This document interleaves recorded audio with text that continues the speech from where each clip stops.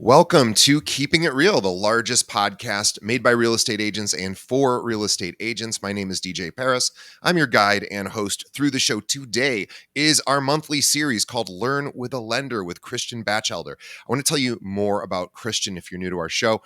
By the way, even if you are new to our show, if you are familiar with Bigger Pockets, you'll know Christian for sure. He and his partner, David Green. We're going to give you a little bit of background on Christian right now. But together with David Green, Christian co-founded The One Brokerage, which was deemed the fastest growing broker in the nation in 2021 and 2022, also ranked in the top 20 brokerages by funded loan volume. Christian is a UC Berkeley grad. He has a bachelor's in chemical engineering, but he hated the industry and wanted to get out of a capped earning potential. So he got into real estate with the help of a childhood family friend who had some success in the business and discovered that Christian had a knack for connecting with people and adding value to their mindsets, also their investments, as well as their journey. He's a licensed real estate agent, insurance, and mortgage broker.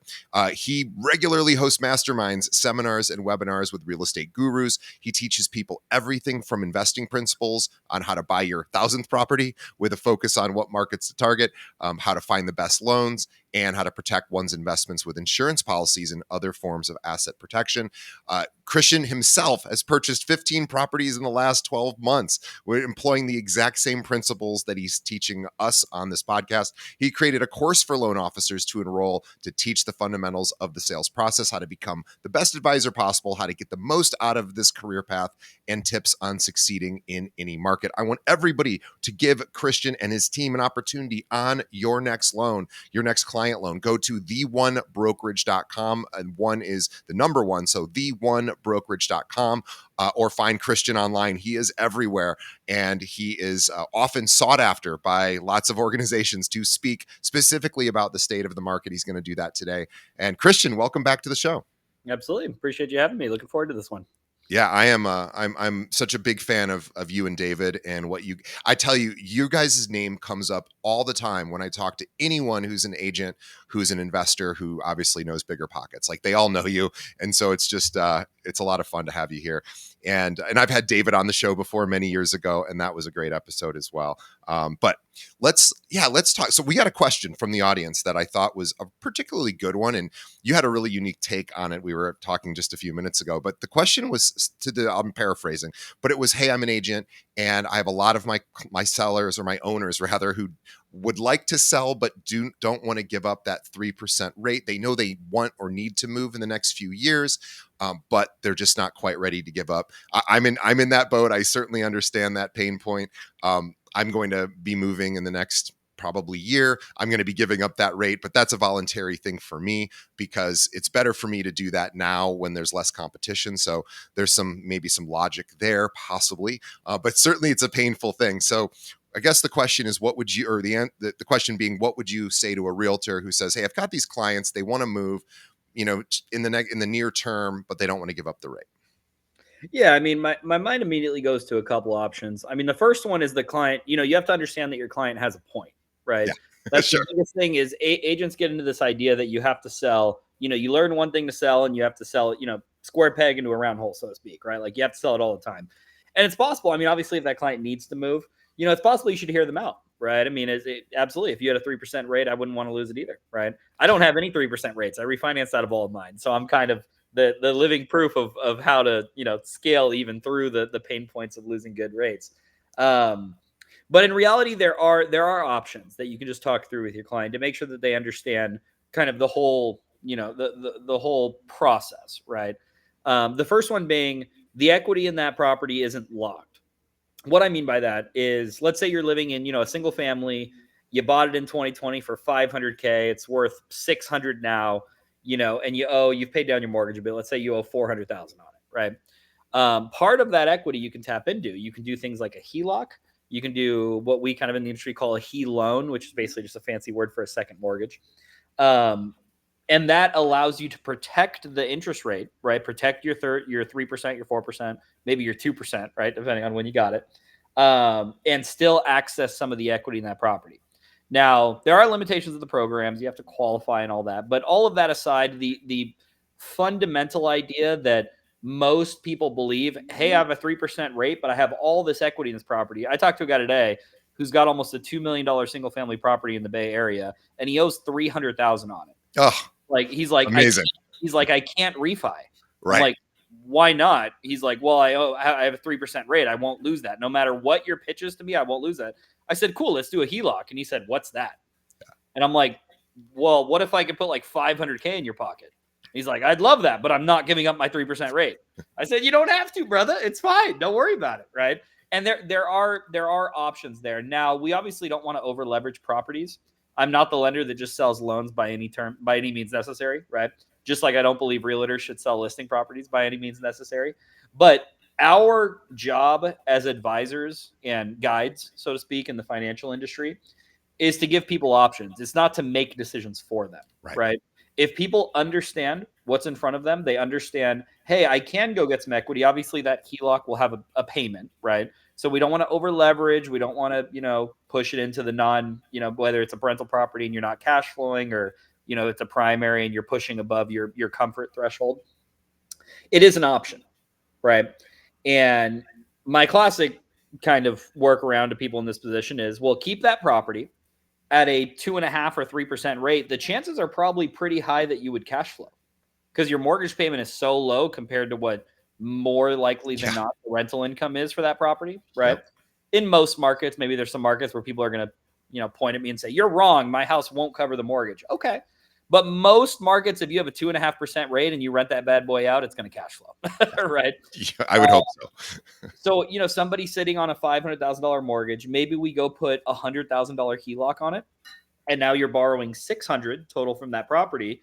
You have the $100,000 for your new down payment, right? And that could be purchasing a new, 10% down on $1 million property, whatever you want to do with it, right? But the average weight of that large first mortgage, $500K in this example, being at such a low rate, you don't have to sell that to move if you just moved out and converted to a rental. Now, I know not everybody wants to be a landlord. Fair.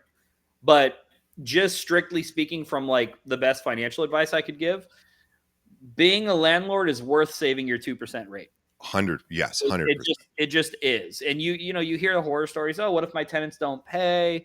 And all the nightmares that can happen. Sure, there's ways to mitigate that with good property management and due diligence on your tenants for sure. But keeping a property where you're basically borrowing money for free. Yeah. Now that sounds weird, but hear me out. If that money, $500,000, is sitting in a bank account, it's losing money. People don't see it that way because the dollar amount doesn't go down, but it is because inflation exists. Right. So every year, and let's just say we're being very lenient and say inflation's 3%. Right. It's not, but let's just pretend like the CPI. Be nice if it was only 3%. Yeah, let's just pretend like the CPI is accurate, right? Right. And I'm using term CPI as the Consumer Price Index. That's basically how the federal government monitors inflation, but it's a very flawed tool. They basically nitpick which, they cherry pick which ones actually go into the bucket. But if your money sitting in your bank account is losing 3% in our example per year, and you have a 2.5% rate, you're borrowing other people's money for less return than their money is losing. Right. So that bank is really losing giving you a 2.5% rate. Now, we're not in the business of making sure banks succeed. So you should take advantage of that if that's you, right? Like, who cares if your bank's making money? Trust me, they're doing fine, right? But if you're in a position where you're borrowing less than inflation, if inflation's 3 and you're at 2.5, even if you're at 3, even if you're par with inflation, you're basically still borrowing money for free, right?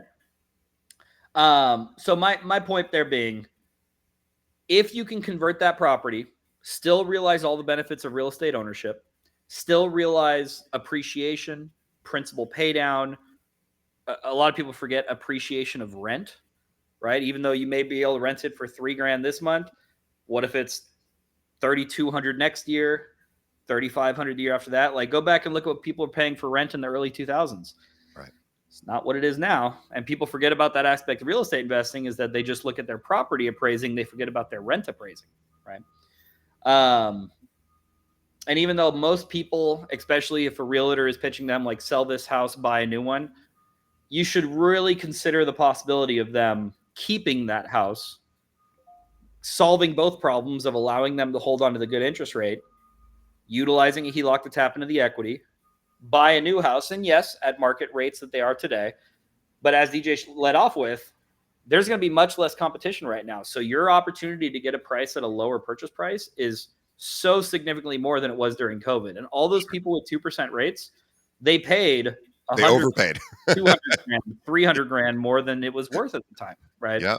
And it was validated at that time because it's worth it because your rate's so low. And there's a case to be made there. But it kind of locks you in long term, which a lot of these people, we call it the golden handcuffs in the industry, right? Where you just feel like you can't get out.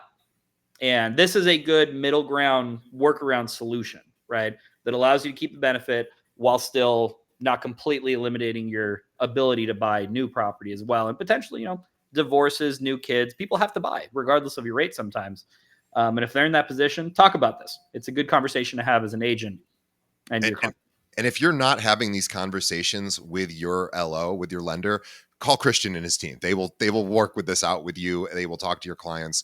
They're awesome. The other idea too, and this is probably, a more controversial thought, but it's certainly, you could make a case for it, is if you can't convert that, if you can't turn it into a rental property, like I have a condo, there's, rules around it. I probably just won't be able to do that as much as I would love to never have to sell that property no matter what.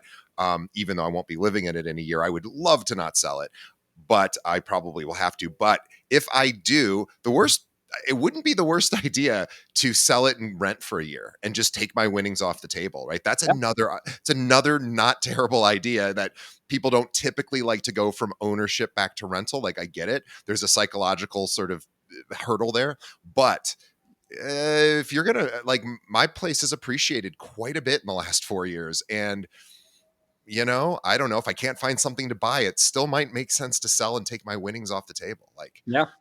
yeah, It so could. And I mean, speaking of from somebody who rents where they live and purchases investment properties, I don't own my primary, which sounds funny.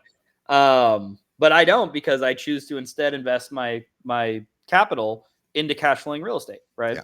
I'm a huge component of real estate. For myself personally, I'm not a huge component of owning where I live because I view that as a net loss because I can rent for cheaper, right? Right.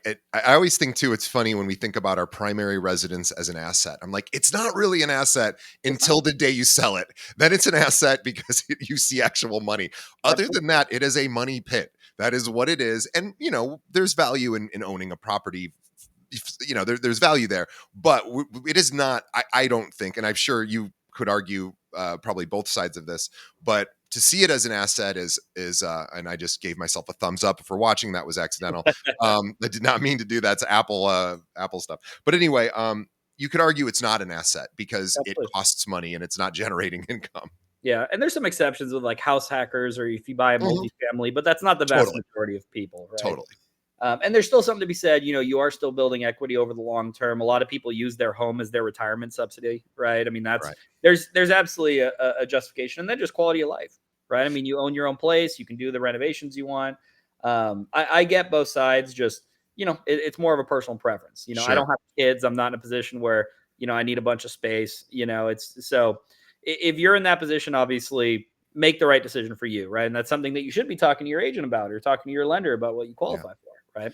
For sure. And again, I love the fact that you own a ridiculous number of properties, and yet your primary is like, I'll just rent and I'll move when I want and I'll go where I want, and that still makes the most sense in your situation. And because you are taking the capital you would be putting in for a down payment, and you are actually putting that money to work for you. So You're actually using that money to make money, and the rent, I imagine, is almost negligible. I'm guessing it's almost like it's fine because when everything compared else. To a mortgage in my area, I live in Southern California. It's significantly different, right? I mean, my monthly payment to buy a house that I'd want to live in, probably 3 to 4 times what my rent is, right? Amazing. So I'm saving quite a bit, and once again, that's a personal decision. That's not something Sure. that I'm advising everybody to do. If you got 2-3 kids and a dog, and you need a backyard and all the amenities, I get it. But it's just something to think about, especially somebody who, fresh out of college or something, get your feet under you, get your investing started. And it's possible to invest early, right? There are markets where you can invest with very small down payments. And I love you have a lot of great sort of retirement ideas around investing in real estate, you talked about your primary being a possible vehicle for a lot of people for their retirement. And you can actually be a lot more efficient and effective by taking money out and buying properties year over year. And you do that, you guys do that, and you are big proponents of it, and that is your retirement plan. And I love that you're doing that. And so, for example, my point with saying this, and you can go back to previous episodes or just reach out to Christian and his team. They will explain to you some of these philosophies that are truly creative and are amazingly effective, which is why Christian's such a great asset to our show. But if you're not familiar with these, you almost owe it to your clients. As a realtor, you owe it to your clients to at least have a general awareness of what this is, how this could work. And just knowing this alone will help differentiate you from most other agents. So whether or not somebody decides to buy a property every year, which Christian and his team can show them guys how to do that, it's still a cool thing to bring to a client and say, have you thought about doing this? And it's a really cool thing to do yourself, because what'll happen is as you start investing, you're going to attract other investors. Other 100%. people are going to notice what you're doing, and you are going to then be able to say, oh, I can show you how to do this. And now all of a sudden you've built in business for yourself. 100%. Yeah. I mean, the best agents, I wouldn't say the best, but very good agents typically tend towards investing themselves, right? I always make the joke, yes, if you walk into a BMW dealership and your salesman is driving Mercedes, right? What are we doing? Go to Mercedes. Yeah, what are we doing? Like, if you believe in the car and you're selling it to other people, like, you should probably be driving one, right? Yeah. Use your employee discount or whatever you got, right? Well, and it's a significant discount as a realtor. You're saving 2.5% or whatever, whatever your brokerage allows you to do. But I mean, at our brokerage, you could just roll the whole thing in, and that's a huge, use that discount. So reach out to Christian and his team if you have not explored this option for yourself or for your clients. This is a great phone call to have with everyone that's a homeowner, especially people who have bought in the last 7 years. Their home value is appreciated in most cases. This 100%. You want to at least give them an updated estimate and say, hey, I was looking at your Zestimate online. I think it's actually a little inaccurate. I'm going to rerun it for you and show you what I think it's really worth. And I got a creative idea for you. Whether or not you want to do it, up to you, but I just thought I'd throw it your way. People are going to be so impressed. All right, let's also do a quick state of the market. I know rates have kind of been jumping around a bit in the last week or so. They were in the 7s. Now they're, I think, in the high 6s. And again, we don't really care so much about where rates are today, but what is going on currently with rates? Nobody has a crystal ball, but what are you sort of thinking about the future of rates right now? Yeah, I feel like the biggest term you've heard the last few years is unprecedented, from COVID to everything that's happened since then. But financially speaking, we're in a very interesting time. Obviously, we have kind of the onslaught of tariffs happening, and whether that's a positive or negative impact long term is yet to be seen. But the markets are responding accordingly, right? The original thought was that tariffs would directly lead to inflation, right? They would directly lead to increased cost of goods, which, at least in the short term here, we haven't really seen. Not yet. On a macro scale yet. Now, to be fair, a lot of the tariffs have been paused, and they're just now starting to get implemented. So there may be kind of a deferred, symptom of that, so to speak. But we'll see, right? If they do prove to be inflationary, that will typically lend towards higher rates, because we need to combat that inflation back down. And the way the Fed has historically done that is by pulling the rate lever, right? And just so everybody understands, why do you drop rates or increase rates to kind of stay in line with inflation? The general idea, just kind of breaking it down in kind of layman's terms, if inflation is high, that means the price of goods are like out of control, right? Inflation is going crazy. That means, but people are still buying typically, right? When you increase rates, you retract demand, because there's less like volatility of money through the market. There's less loans being given. There's less things being given to small businesses that pay their staff. It's kind of a trickle down effect, right? When rates go up, it basically like constricts the economy. It's not a good thing. We don't like increasing rates, but you have slows everything down. Yeah, it's a slowing down basically. We don't like doing it, but you have to, because the alternative is runaway inflation, and nobody wants to see, $49 eggs, right? So that's what the Fed will typically do to kind of stifle inflation. Where we're at right now is the Fed believes inflation to be coming through tariffs, but has not seen it yet. So the argument is we're going to keep rates high as a precursor to stifling that inflation that may come. The counter argument is there's no inflation yet. So why are we keeping rates high? Right. So the argument is why don't we drop rates for now? And if inflation comes, we raise rates in the future. That's when you hear Trump calling Jerome Powell like a doofus and, too late Powell and all the things he likes to throw out. Right. That's what he's referencing is sure, let's drop rates and fine. If my tariffs lead to inflation, we'll handle it then. And Jerome Powell's kind of digging his feet in. I think depending on if this kind of maintains par for the course, I do think rates in the long term, the 1, 2, kind of 3-year range, are scheduled to come down. I think it's impossible for them not to. We owe so much money. So you guys understand the rate that is set on like the prime rate by the Fed, that dictates the amount of interest that America has to pay to their bondholders, which a lot of them are other countries.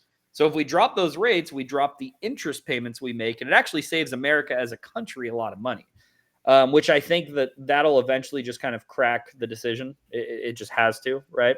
There's too much money on the table. Like I think if we drop by 1%, America saves it's like $900 billion or something crazy in interest payments. It's like an unfathomable amount of money, right?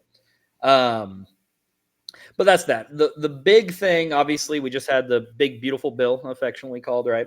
That did have a number of impacts specifically on real estate and investors particularly. And I want to make sure I don't let this episode go by with at least addressing it briefly.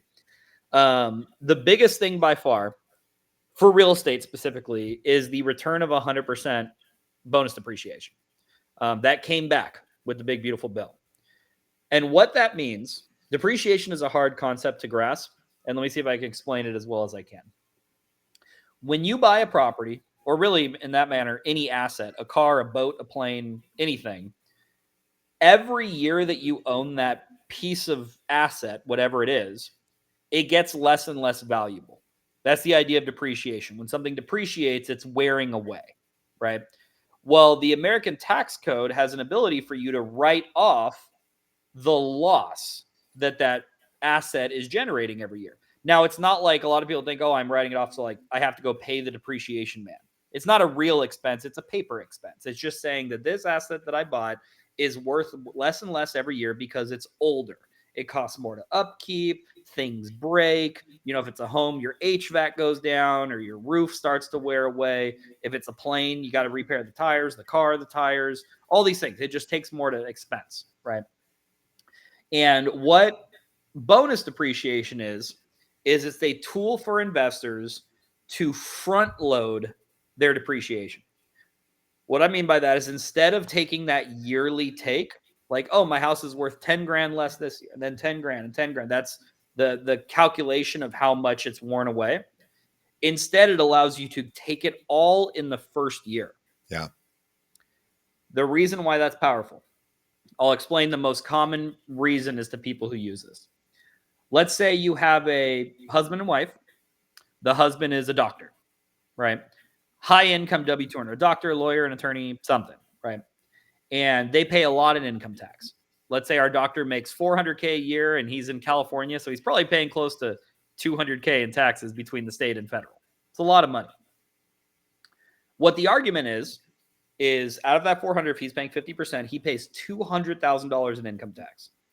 Instead, if he took that $200,000 and went and made a down payment on $1 million property, that's 20% down on $1 million. If he cost segregated, which is the study that it's called, but really it allows you to take this depreciation in year one, he may get a $200,000, $300,000, $400,000 tax write-off from that property. To give you an idea of what these numbers could be, I bought a $1.6 million property a couple years back, and I got about a $600,000 write-off for it. So it's not like small number, it's significant. Okay. And what that does is you take that write-off, and it's only for 1 year. So the argument against depreciation is, oh, what about the next years? And sure, but hear me out.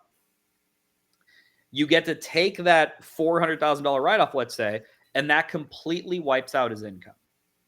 Now, what's his taxable income? He has a $400,000 earnings from his W-2, and he has a $400,000 write-off from that property he bought.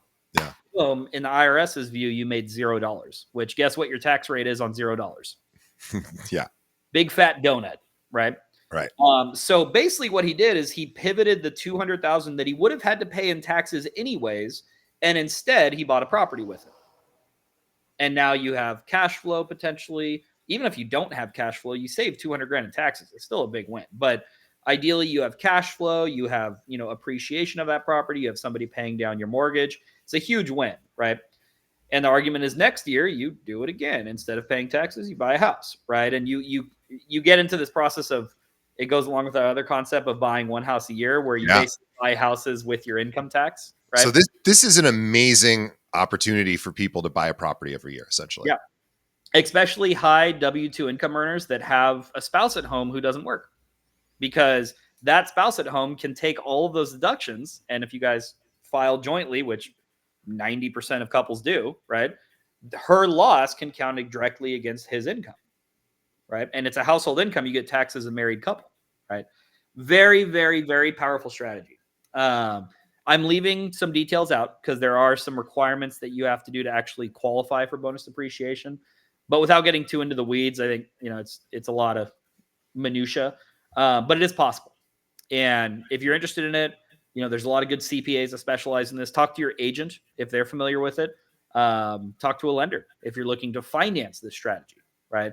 But it's I would have to say, especially with bonus depreciation being back in this bill, it is probably the most powerful investment tool available to an American citizen. And I don't really think it's close. Is any coincidence that Trump, as a real estate developer, I don't know if he specifically pushed for this, or just curious if that's connected to the fact that he was a leverage guy, so he probably employed this strategy a lot with his own investments, I'm guessing. 100%. Yeah, when you hear Trump, or another big one is Robert Kiyosaki, right? Sure. The Rich Dad Poor Dad. When Yeah. you hear them say, "I don't pay taxes because I'm smart," Yeah. they're not smart. They're just depreciating real estate. Like, I'm not saying they're not smart. I'm just saying, like, they don't have some secret, right? Right. They're depreciating real estate and they're writing that off against their other income. That's how they pay no taxes. It's how everybody that you've ever heard pays no taxes. Right. Yeah, it's Right? really about the only way you can do it. It's about the only way, unless you have a business that has some fake A lot of expenses that losses. you write off everything. The true way to not actually lose money and save on taxes is depreciation. Right. Awesome. Well, look, I think we went over a lot today. I want to talk in next time about syndication deals. That's another interesting way where people park money. They can take advantage of some of the depreciation benefits, and let somebody else handle all the management side of it. I'm curious to get your thoughts on it, because I know you probably have very strong opinions about syndication deals. These are where basically you put a pool of money together, somebody else manages, could be a commercial sort of series of parcels, and you get some additional tax benefits, and then you usually get your money back after a certain amount of time with an interest payment every month. And so I'll be curious. I want to get your thoughts on versus doing it yourself and buying properties yourself versus syndication, where it's kind of like set and forget. From a tax perspective, I'm curious to hear what your opinion of Yeah, those. 100%. I mean, partnership syndications definitely have their place. It probably allows you to expand your capital a little bit more, right? Especially if you partner with somebody where I'll do the work and you provide the down payment, right? Obviously, I'm always going to say be careful of who you partner with, Sure. because there could always be the unspokens that come along with that. But it could definitely be the right fit for the right people, right? Especially if you have a good relationship with whoever it is. Could be a fit. Just be careful. Syndications I've seen get people in a lot of trouble. Yeah. I've seen them be very successful as well. So Yeah, it's a bit risky. Well, we can chat about that next time. Again, everybody, for anyone listening right now, I want you to reach out to Christian and his team for any type of a loan product that your clients might need, whether it is a primary residence or an investment. You're going to want to go to the1brokerage.com, and the one again is a number. So the number 1brokerage.com, the one brokerage, and reach out and talk to his team. They are some of the very best and brightest in the business, which is why they're such an incredibly successful lending company. So reach out to them and give them an opportunity to earn your business for your client.